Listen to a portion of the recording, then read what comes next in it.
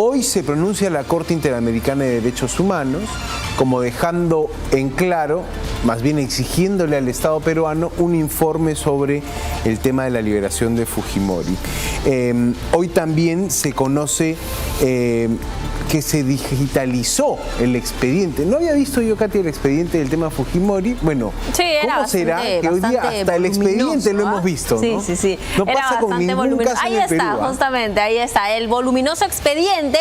Y como suele ser en este caso de Alberto Fujimori, el tema de por sí desata pasiones, abre polémicas y estaban en los exteriores de la Corte de Ica. También ahí estaban simpatizantes, pero también llegó después un grupo de detractores, se pusieron todos a discutir un rato ahí. Claro, en esa Corte se resolverá de todas maneras el pedido, o en este caso la posible excarcelación de Alberto Fujimori, la inminente quizá deberíamos decir. Este es el abogado Elio Riera llegando. Este es el momento en el que ingresa el caso Fujimori desde el Tribunal Constitucional, llega hasta la Corte. Se debe procesar, se debe digitalizar, dijeron también, todo tiene que pasarse a un archivo digital para que el juez pueda definir. ¿Cuándo podría definir el juez? Podría definir la situación mañana. ¿Y cómo está quedando la figura legal? Muy simple, como lo puso ayer la magistrada del TC.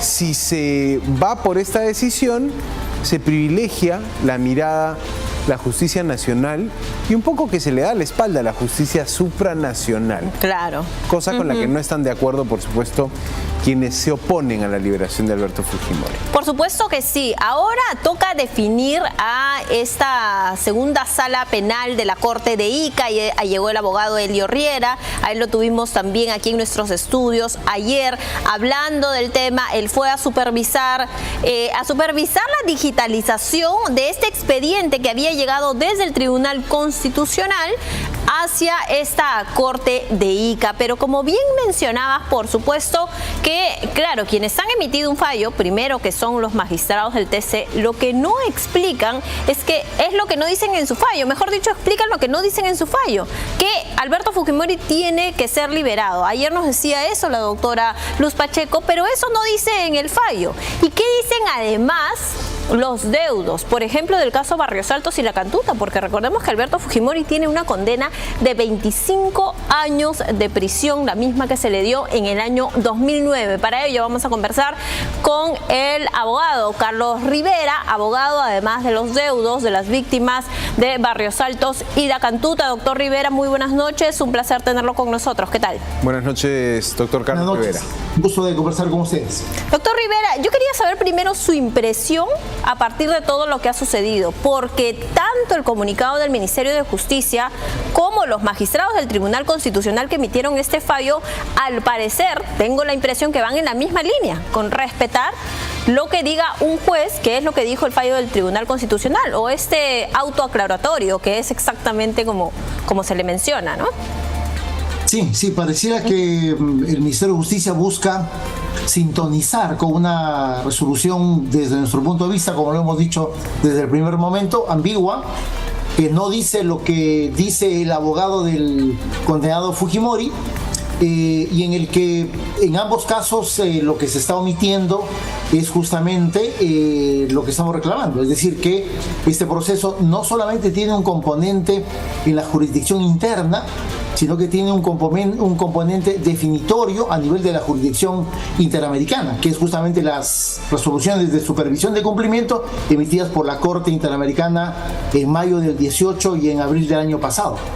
Ahora, doctor, conociendo ya un poco la posición que han tomado los magistrados del Tribunal Constitucional, los que con su voto abrieron la puerta a esta liberación, incluso lo han dicho hasta en propias palabras, ¿no? Se tiene que dar la liberación. Conociendo esa mirada, también existe esta otra idea de que se estaría dando la espalda a la Corte y de que eso podría ser un problema que resolvamos después. ¿Coincide usted con esto de que de alguna manera se está pateando el problema de la diferencia que puede haber en la Corte, de que caigamos en una situación de país que no cumple las resoluciones de la justicia internacional? O sea, ¿estamos como postergando un lío que se puede venir después con la Corte?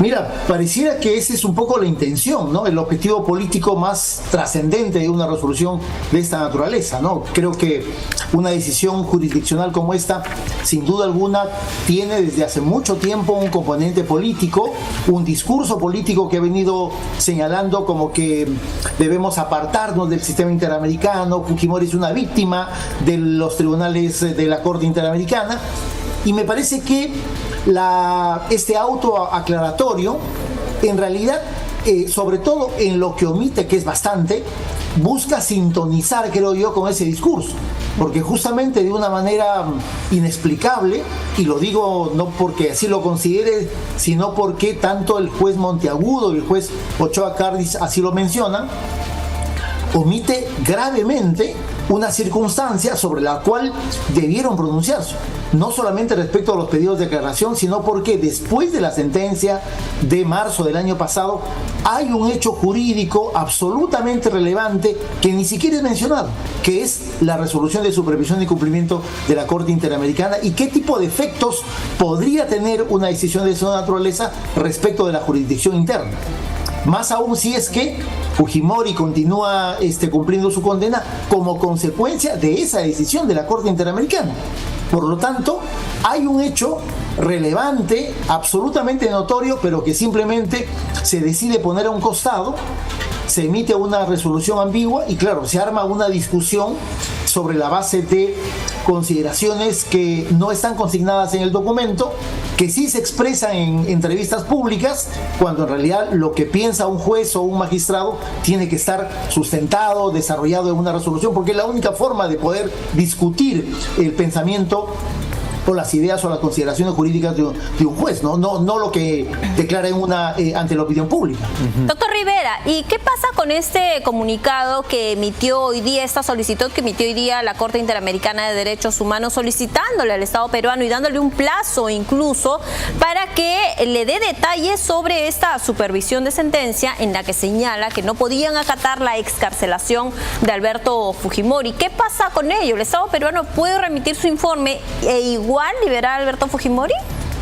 A ver, efectivamente eso ha ocurrido como consecuencia de una comunicación que hemos hecho a la Corte solicitando que se instale un nuevo procedimiento de supervisión y cumplimiento, y la Corte ha reaccionado tan rápido como reaccionó el año pasado y tan rápido como reaccionó el año 2018, que es justamente establecer un proceso de rendición de cuentas al Estado peruano vía un informe que debe emitirlo el día miércoles 6 de este mes. El Estado peruano tiene que informar exactamente qué cosa es lo que ha ocurrido, ¿no es cierto? Si Fujimori permanece en prisión, si Fujimori es liberado, la Corte tendrá que recibir ese informe, y sobre ese informe y sobre el contenido de ese documento la Corte va a reaccionar. Si la Corte recibe una comunicación en el sentido de que Fujimori continúa detenido como consecuencia de que el juez de Ica ha decidido hacer una suerte de control de convencionalidad, y por lo tanto decir, oye, acá no solamente hay una sentencia del TC, sino que hay una sentencia de la Corte Interamericana a la cual yo estoy también sometida como juez de la República, por lo tanto la Corte seguramente, no sé si va a dar por superado el asunto, pero continuará un procedimiento de supervisión. Si la Corte recibe un informe en la cual el Estado peruano le informa de que hay una autoridad jurisdiccional que ha liberado al señor Fujimori, yo estoy completamente seguro que el siguiente paso que va a dar la Corte es la presentación o la citación de una audiencia de supervisión de cumplimiento, como ocurrió anteriormente. Y el Estado se tendrá que sentar a rendir cuentas de cómo es que ha ocurrido esto, a pesar de haber decisiones del Tribunal Interamericano en el sentido de que expresa una prohibición sustentada en el derecho internacional de que no se puede liberar una persona que está condenada por las características del delito que cometió Alberto Fujimori. Y luego de esa audiencia, la Corte, estoy yo absolutamente seguro, volverá a emitir una nueva resolución de supervisión de cumplimiento en la cual obliga al Estado peruano a ejercer medidas en el orden interno, primero para retornar al señor Fujimori a prisión y dar cumplimiento a las disposiciones que desde hace varios años viene emitiendo y que estarían siendo burladas por el Estado peruano, ¿no? No, clarísimo ese punto, además, cómo desde la otra parte se daba el argumento de la soberanía, ¿no? De que respetemos lo que dice el TC, ya después veremos el orden supranacional, la justicia supranacional. Doctor Rivera, yo quería preguntarle, un argumento que también ayer expuso la doctora Luz Pacheco fue el de la avanzada edad y el tema de la humanidad para liberar a Fujimori, y decía, el juez puede privilegiar el hecho de que por jurisprudencia en el país nadie debe morir en prisión. Eso decía ayer la magistrada, y decía, el juez incluso puede decir, más allá de lo que me diga la Corte, yo tengo mi conciencia que me indica que una persona de avanzada edad y en problemas médicos no puede morir en prisión. Y allí como que cargaba la responsabilidad en lo que pueda discernir el juez de Ica. ¿Qué opina sobre ese punto? Mira, yo parto por señalar y señalar un punto de coincidencia con la juez Pacheco. Pero sí hay que recordarle a la juez Pacheco que Fujimori no es la víctima en este caso, ¿no? Fujimori es el perpetrador. Y los casos que está juzgando la Corte y sobre lo que se está pronunciando la Corte no es simplemente la situación de salud del señor Fujimori, sino que la Corte está llamando la atención desde el año 2018 si es que se están cumpliendo las obligaciones de investigar, juzgar y sancionar a quien cometió los hechos delictivos en los casos de Barros Altos y La Cantuta. Pero además la Corte no es arbitraria, Santiago. La Corte evalúa el año 2018 cuando hace una resolución bastante extensa y dice, si bien es cierto, nosotros hemos establecido un estándar de prohibición de indultos comunes sobre la base del caso Barros Altos, sobre la base de la sentencia Gutiérrez Solier versus Colombia el año 2005, pero la Corte dice, oye, acá hay un caso diferente, es un caso de indulto humanitario, no es un indulto común que hemos prohibido. La Corte por esa razón abre una puerta y dice, si es un indulto humanitario, vamos a considerar el derecho a la vida, el derecho a la integridad, a la salud del condenado, pero por lo tanto vamos a abrir y generar un estándar interamericano que no existe.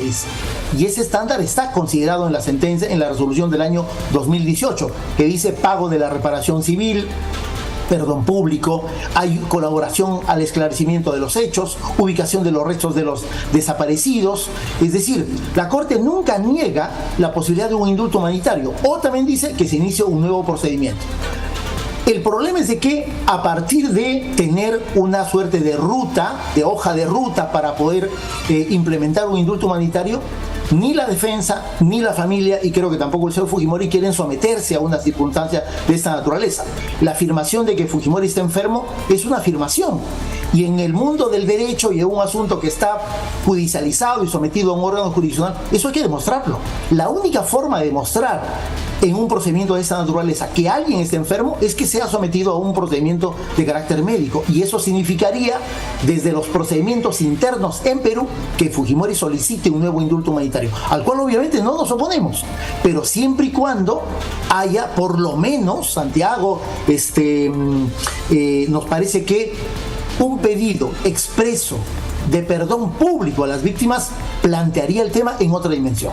Lo hemos discutido con las víctimas, con los familiares, pero eso no ocurre, ¿no es cierto? Se sigue con una suerte de cantaleta de decir que su condena es el resultado de un odio, de que la sentencia fue escrita en España. Es decir, no hay otro camino sino el camino de la justicia, y esa me parece que es la razón por la cual estamos en esta discusión.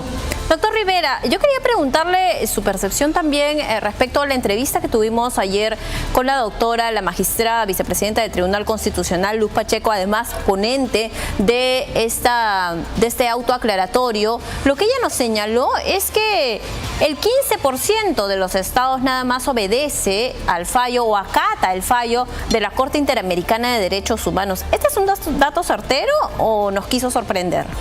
Mira, si uno revisa la página web de la Corte Interamericana, es una página muy importante que efectivamente tiene entre sus elementos de información los procesos de supervisión de cumplimiento de las sentencias. No he visto que exista una información de esa naturaleza. Sí es cierto que la Corte determina desde hace mucho tiempo justamente estos procesos de supervisión de cumplimiento, porque se enfrenta a circunstancias políticas de los estados de que frente a decisiones o sentencias de fondo muy críticas, difíciles, sobre hechos históricos que han perturbado a los países, se enfrenta a posibilidades de incumplimiento de sus resoluciones, ¿no es cierto? Por eso la Corte establece procesos de supervisión de cumplimiento. La Corte no tiene otro instrumento sino que pedir información a los estados, a los peticionarios, a la Comisión Interamericana, cómo se está cumpliendo la sentencia que hemos dictado. Y claro, se abre todo un proceso de seguimiento, y cuando ocurren circunstancias graves como esta, no queda otro camino que justamente pedir a la Corte que abra un proceso de supervisión. Pero sí me interesa mencionar una cosa. No creo que sea solo un 15% de cumplimiento, pero también es importante mencionar el rol que los jueces tienen, los jueces de la jurisdicción interna tienen el cumplimiento de las sentencias de un tribunal supranacional. Perú, probablemente solo junto con Argentina, deben ser de los países que más y mejor han recibido y aceptado la jurisprudencia de la Corte Interamericana de Derechos Humanos en el conjunto de países de la región, ¿no? Pero cuando nos enfrentamos a tribunales como el que compone ahora la señora Pacheco, probablemente, ¿no es cierto?, caigamos en cuenta que por responsabilidad de jueces que terminan ninguneando el sistema interamericano o que buscan poner de costado las responsabilidades internacionales de los estados, bueno, ese nivel de incumplimiento termine creciendo. Es decir, lo que dice la doctora Pacheco finalmente termine generando una suerte de autorresponsabilidad en jueces como ella, que dicen, oye, acá en realidad no vamos a mirar decisiones del sistema interamericano, yo me quedo con mi sentencia interna y por lo tanto eso es más que suficiente. Ahí hay un problema que la Corte viene enfrentando hace 3 décadas, pero que busca mecanismos, ¿no es cierto?, lo suficientemente eficaces para que el Estado encuentre mecanismos y procedimientos de cumplimiento de lo que se ha decidido, ¿no? Clarísimo su punto de vista, doctor Carlos Rivera, abogado del Instituto de Defensa Legal IDL, contándonos un poco lo que opina la parte, en este caso, que se opone a proceder con la liberación de Alberto Fujimori. Doctor, muchas gracias por su tiempo. Muchas gracias, doctor Rivera. Hasta luego, Santiago. Gracias. Chao. Gracias. Bueno, interesante también lo que plantea, ¿no? El doctor, en el sentido de que en algún momento habla del perdón, del pedido de perdón, como algo que la justicia supranacional requiere. Y ayer yo recuerdo que la magistrada del TC decía, en el Perú eso no tiene ninguna vigencia, decía, no hay ninguna ley, tú se lo preguntaste y te dijo, no hay ninguna ley que hable del perdón. Pero claro, es un estándar que la Corte Interamericana sugiere para proceder con el tema claro, un verdadero arrepentimiento, ¿no? Y lo que ha dicho el doctor Rivera, como abogado además de las víctimas de Barrasaltos y La Cantuta, es que no se opondrían a la solicitud de un nuevo indulto humanitario siempre y cuando incluya esto, el arrepentimiento, el pedido de perdón, ¿no? Ahora, viendo el impulso y la rapidez con la que el Partido Fuerza Popular está empujando, digamos, para que esto proceda, me parece que el perdón no es, creo, algo que esté en los planes ni de Alberto Fujimori ni de la dirigencia fujimorista, ni de la familia, digamos, ¿no? Por ese lado para ellos no va. Casi respaldados por la mirada que tenían los jueces del TC.